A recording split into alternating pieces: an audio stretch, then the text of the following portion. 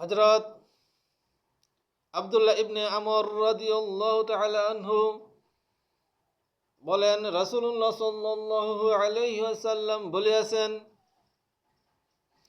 সুবহানাল্লাহ হলো আল্লাহর অর্ধেক, আলহামদুলিল্লাহ তাকে পূর্ণ করে, এবং লা ইলাহা ইল্লাল্লাহ এর সম্মুখে কোনো পর্দা নেই যতক্ষণ না তা আল্লাহর নিকট গিয়ে পৌঁছে।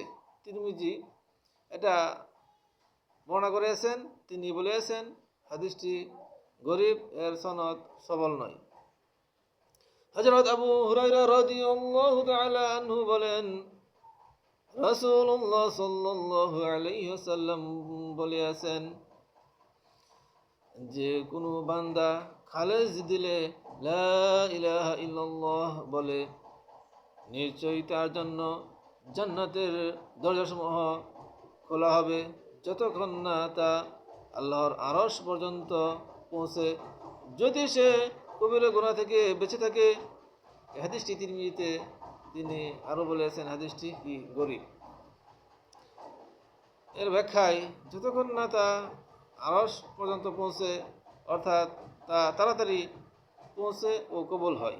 কেননা সাধারণত গুনাহ করলে পৌনে পৌঁছে ও পৌনে কবুল হয়,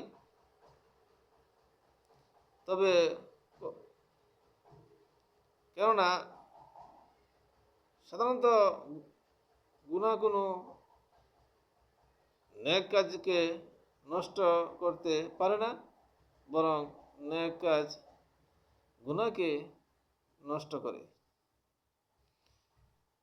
আমরা বুঝতে পারলাম কি, সাধারণত গুনাহ কোনো নেক কাজকে নষ্ট করতে পারে না, বরং নেক কাজ গুনাহকে নষ্ট করে। তাই আমরা কি বুঝতে পারলাম যে গুনাহ নেক কাজ নষ্ট করতে পারে না, কিন্তু নেক কাজ গুনাহ নষ্ট করতে পারে। এই হাদিসের ব্যাখ্যায় এটি আমরা বুঝতে পারলাম। হযরত ইবনে মাসউদ রাদিয়াল্লাহু তাআলা আনহু বলেন, রাসূলুল্লাহ সাল্লাল্লাহু আলাইহি ওয়াসাল্লাম বলেছেন, মিরাজের রাত্রে হযরত ইব্রাহিম আলাইহিস সালাম এর সাথে আমার সাক্ষাৎ হলে তিনি বললেন, মুহাম্মদ, আপনি আপনার উম্মতকে আমার সালাম বলবেন এবং সংবাদ দিবেন যে জান্নাত হলো সুগন্ধ, মৃত্তিকা ও সুপ্রিয় পানি বিশিষ্ট